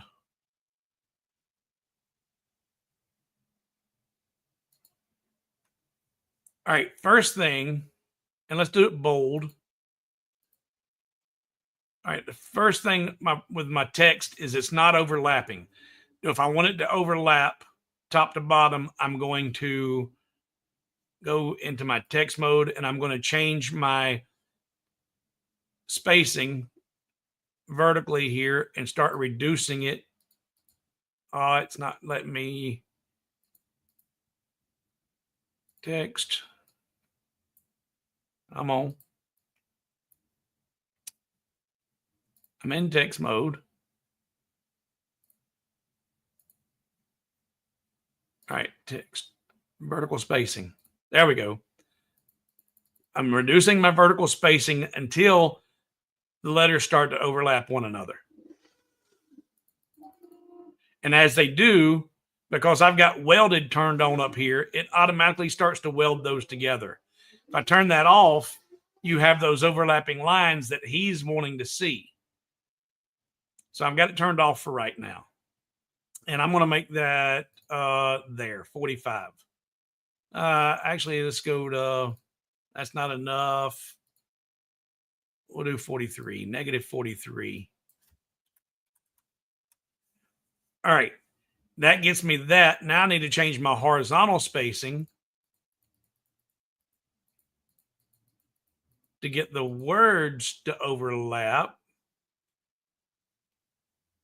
So R and F is not overlapped, and I don't want them to. Let's do a negative 14. And there, I've got everything overlapped that needs to be. All right, but nothing's welded, and I see all of the overlapping lines. Now, here is where you have a problem. As soon as, now, if you had the Lightburn file, no, because that outer perimeter of the tree has been welded to that text. Once they welded that outer perimeter of the tree to the text, even if it was a light burn file, it would then convert that text from a font to a path.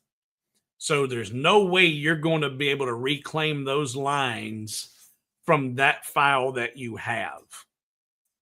But when you're creating these, this is how I do it. And there's always another way. And I'm sure that other fella's got another way to do it. And he'll profess his is the only way and it's gospel and scripture. But this is how I do it. I do it by creating duplicates and using the Boolean tools. And if right now, in fact, when I type that out, it's all, I can't select just our Father in. If I try to select just the top line, it's selecting everything. I'm going to duplicate that, Control D, duplicate it, and then I'm going to bring it down here. And I'm going to duplicate it again. So there's two duplicates there. I'm going to select everything. I'm going to left click and convert it to a path. Now those are no longer text. If I select, see, I can get just that O. But up here, when I try to select just the O, I get the whole thing because that's a font. And you see, you still have your text tools available. When I select this one down here, you no longer have text editing available because it's no longer a font. But I will take those. That's the original O, and it's overlapping that U. So I've got that selected, and I'm going to select the U. And then I'm going to look at which Boolean tool gives me the option that I want. And I want that line right there that's overlapping the O over the U. Because when I do these, I do it with overlapping from left to right and from top to bottom. It's not the only way, might not be your way, might be, but it's just my way. So now I've got those two selected. And just so you can see these, I'm going to arrow up one time. Two, that's one. I'm going to arrow up again, 2, 3. So now they're out of the way from each other. Now I can use the Control B or the Boolean assistant to look at what's going to give me that line right there. I don't want that.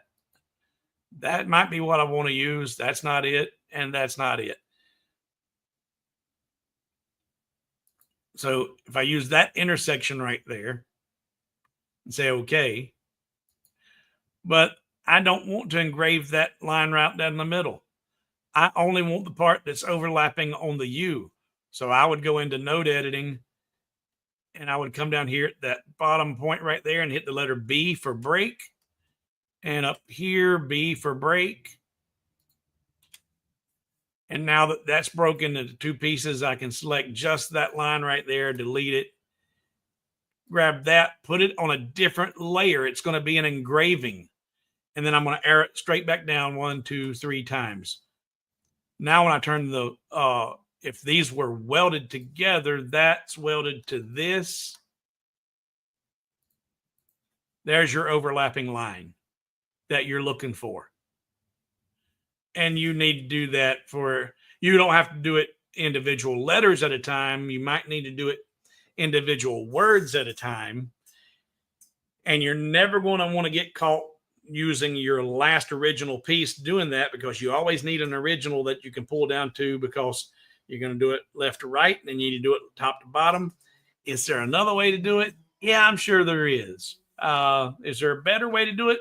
Possibly, but that's how I do it. But that's also why you can't get them back on the file that you have, because it's no longer text. Once they did that silhouette of the tree welded to that, it became a path. So you don't have the ability to unweld it to bring those lines back in, because they're gone. Hope that explains why that won't work and briefly shows you how to make it work or how to recreate it. All right.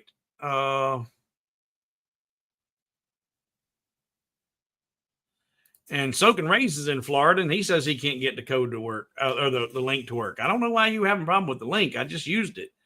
But just search tape await. If you can't get the link to work, just on Amazon, search for tape await. Tape a wait.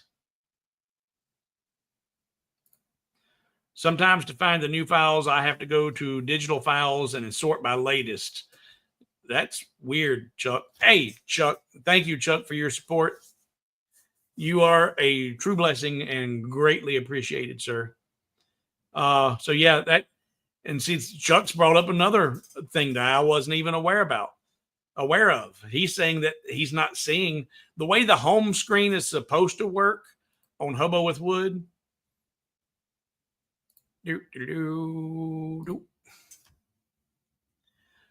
This is the landing page or the home page. And the way this is supposed to work is this position right here should always be the most recent thing I've added to the website. And if you go to digital files, it's not going to be here. He says he goes to digital files and tell it to sort by latest. And then there it is.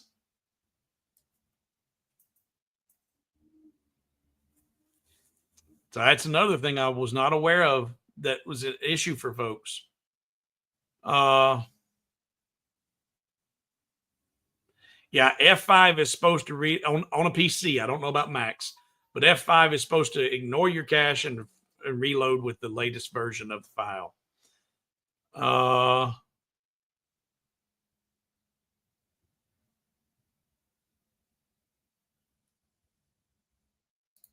Yeah, not registered on site. I don't know which site you're talking about at this point. If you're talking about my site or on Amazon or what. But I know you download all the time. Try doing what we just showed you. If you haven't figured it out yet, or why your browser is not letting you see it, go to digital files and sort by latest and see if you don't see it.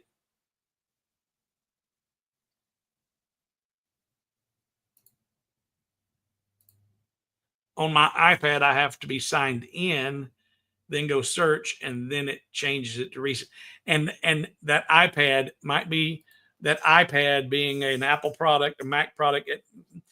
If guys you're having problems with Apple products, I don't know nothing about apples except they taste good.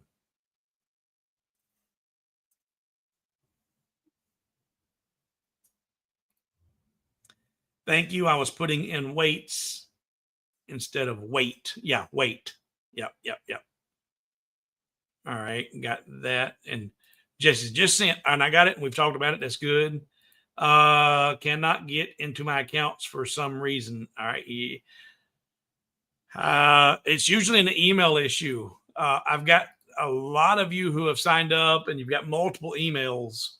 And in fact, let me just go look and see what email. I'm not going to show this to everybody. Let's see here. Customers. Let's see. WooCommerce customers. And let's look for Stephen with an VEN. Yep. All right. There you are, Stephen Moulton. And yes, and see, you have multiple emails in the system. You have 3 emails in the system. This one follows at your doorstep on why you're having problems. You have used Savron66, Stephen.Savron, and actually you've 2 emails. You've used Savron66 twice. The most recent one was November with the Savron66. So if it's not letting you get logged in, try using the different email.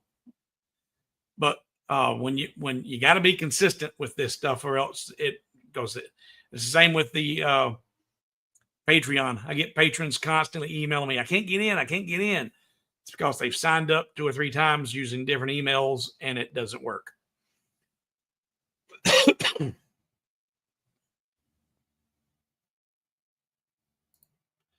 3 copies because they are front and back layers.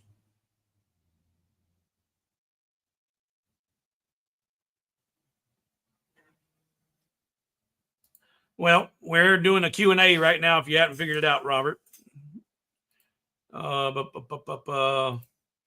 Thanks, Steve. I feared that was the only option. Yeah, it's not easy. It is not, and the videos I've done a video or 2 on the crosses. Channel search cross. In fact, this one, share, copy. All right, copied. I'm going to post this in the comments. Paste, post. This is a direct link to the Amazing Grace Memorial Cross. Now, that one is the Memorial Cross. And I'm going to do this. I'll share the lyrics. Share, copy, paste. So that link I just shared there is the one for doing the lyrics, because on these files, in fact,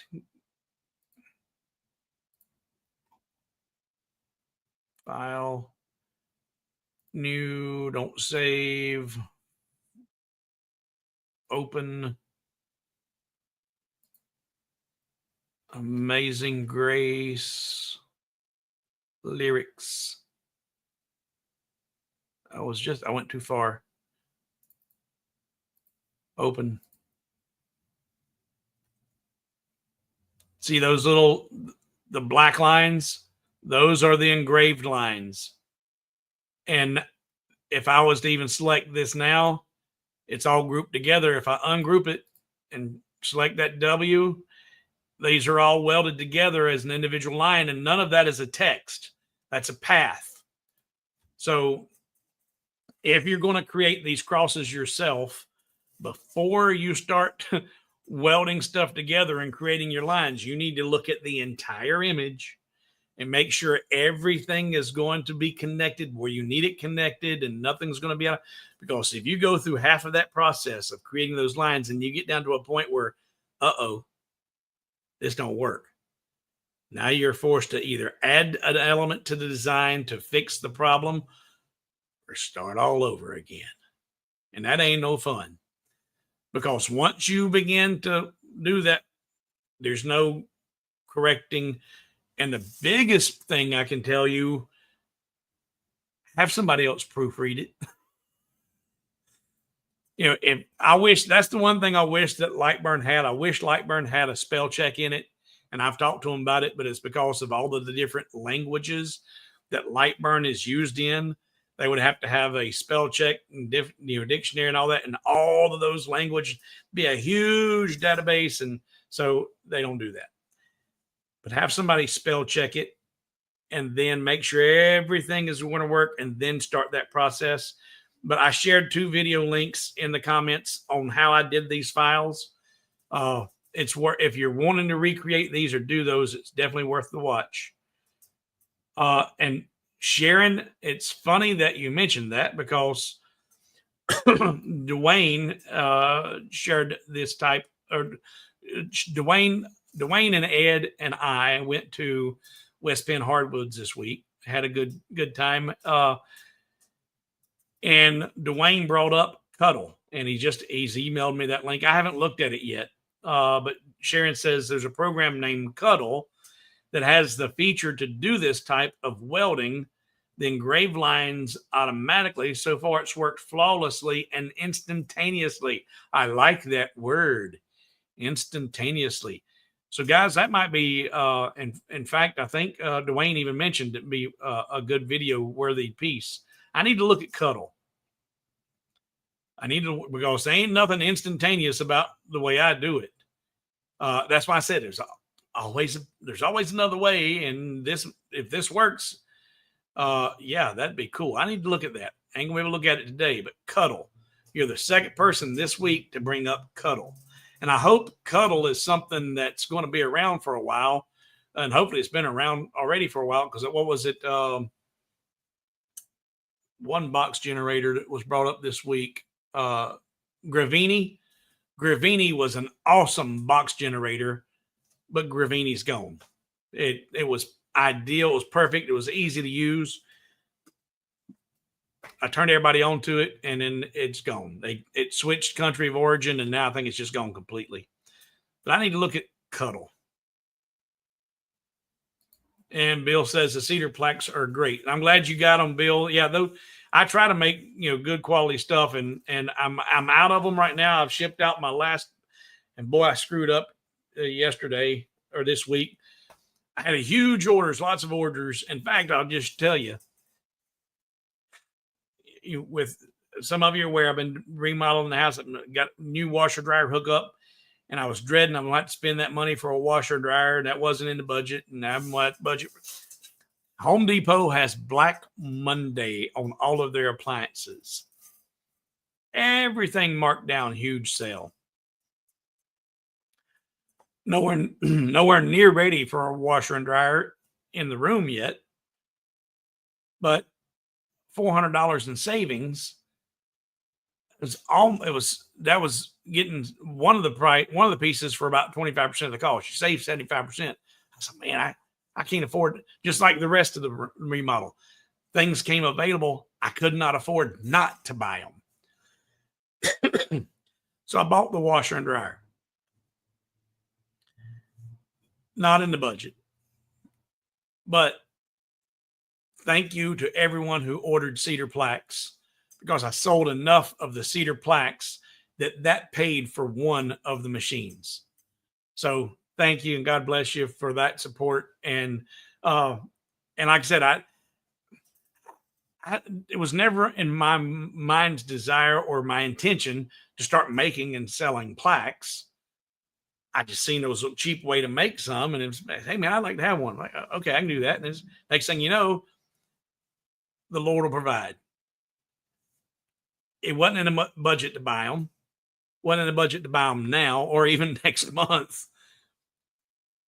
A sale presents itself. I can't afford not to do it.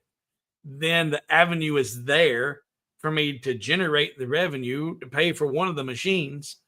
So God bless each and every one of you that helped and has bought those. I didn't even put that out there. It was just, that's how it happened. And I'm thankful and blessed to have had that happen. So thank you. I'm glad you enjoyed it. But I had lots and lots of orders, and I was trying to do 8, and you get one free for testing to get your. It's a box. Boxes. I get 9 into a box, and some people are ordering as many as 30 or more of these things. So I was getting them double boxed, and inadvertently I sent one of the box of 9 in a double box to somebody. I sent the wrong order to somebody. They got more than they ordered. And the person who ordered never got their order because I sent it in another box. So I had to fix that yesterday. Steve said, just went to digital file and put in show by lasted, still no show, and tried all emails and username. Well, dude, I don't know. I don't know what kind of computer are you using, and what browser are you using? Are you using Bing? Are you using Google Chrome? What are you using? And we'll see if we can figure out why you're not seeing it. Everybody else is. Because in fact, I'll go over here and go to my email and go to inbox. You can see all these right here. Orders, and it says there's 58 emails in my inbox. Every time someone goes on to Hobo with Wood and downloads a file, I get an email that tells me that you've been there and you've downloaded it. So since I put that available, 58 folks have already downloaded it for free. So it's there and they're getting it. So it's not something that I'm not doing. It's something on your computer that's preventing you from seeing the latest version of the website. I don't know what it is, but we might can figure it out. What browser are you using? What operating system are you using? Are you on your computer, on your cell phone? What is it? Where are you trying to get it? We'll see if we can figure it out.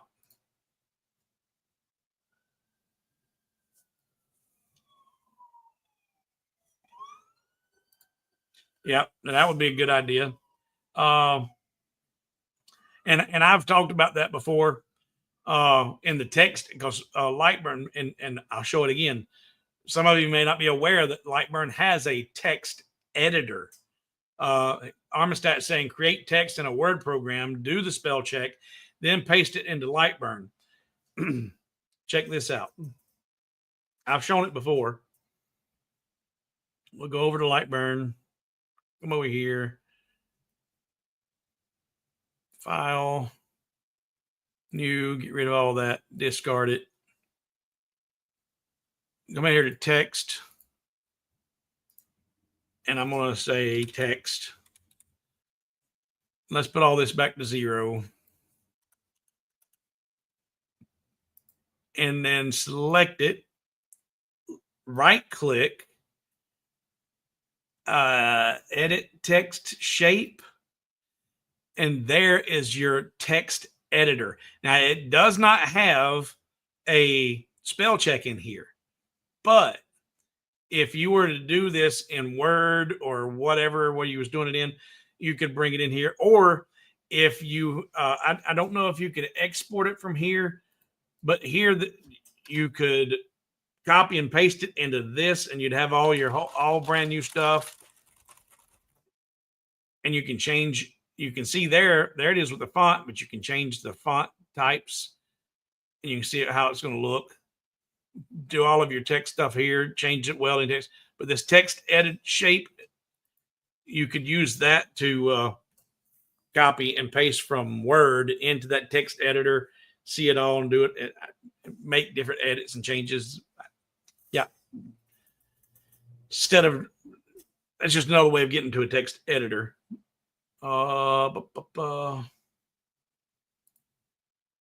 Sharon, is it a free file? Do you have a link for this? Oh, if you're talking about Cuddle's supposed to be a website. I haven't looked yet. Dwayne told me about it. In fact, he told me, let's see here, search.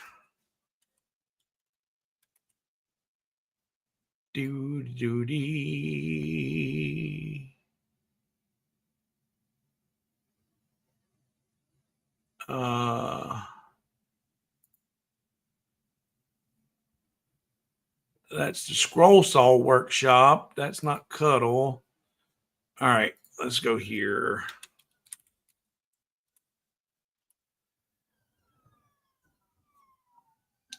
All right. So this is another one of them funky ones, and this is why if you went to cuddle.com, you're not going to find it, or you might find something you don't want to find. The website is cuddle.xyz. Copy, paste, putting it in the comments. And if Sharon's still here, or anybody that knows, or Dwayne, if you're still here, you can confirm that this is the same or the one that you're talking about. But cuddle.xyz, generate personalized SVG cut files in seconds. And it gives you the cut. That's cool. Wow. Wow. You know what? That is awesome. And that's a game changer. That's going to have to be a whole new video for Hobo with Wood, because that is so much simpler than the way I did it. And I don't know if the way I did it is how others have done it in the past, or maybe they knew about this website all along, but they didn't want to share it with you because it made it look like they did a whole lot more. Maybe they knew about this and I was able to accomplish the same thing the hard way, but they don't want to share it with you because that's their secret and I ain't that way. I'm going to share with you everything that I learn as I learn it. And like I said, Dwayne, thank you for that. And again, Sharon, you brought it up. You're the second person this week to bring up Cuddle. I need to explore this because they've got looks like a box generator, the SVG generator. They got a lot of stuff on here. The only problem I have with some of these, especially on the box generators, the SVGs that they create are not always light burn friendly. So I'll have to look at that and see what kind of stumbling blocks or roadblocks you have with Cuddle and integrating it with light burn. There might be some things that are the cat's pajamas, and there might be some stuff that are like, So I'll look at it. I'll look at it. Let's see here.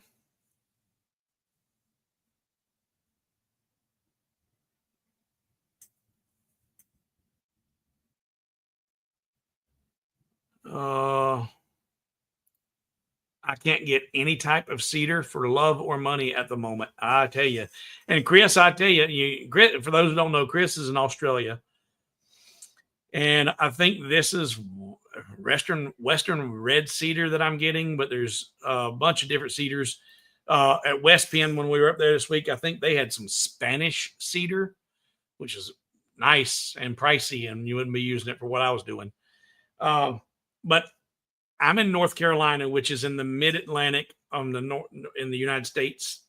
I'm right in the middle region on the Atlantic coast. We've got some viewers here that are in Florida, and they can't get the cedar untreated. Everything down there in Florida is treated, and I don't know if it was Carl or who told me, so they can get a piece of that untreated. It was $30 a board. $30. I'm buying them for $2.98 or $2.78. $2.78 for 6 foot piece, 6 inches wide. Regional makes all the difference in the world on some of this stuff. But shipping wood internationally is very problematic. They're like, yep, don't bring that in here. Bugs.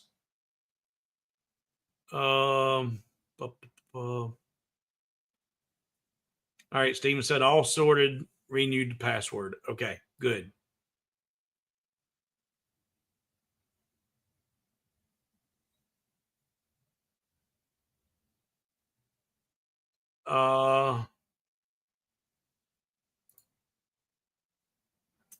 I used it before. It's a pay site. Cuddle is a pay site. Oh, you can create a free account, but you got to pay to use it. Ooh, I don't like that.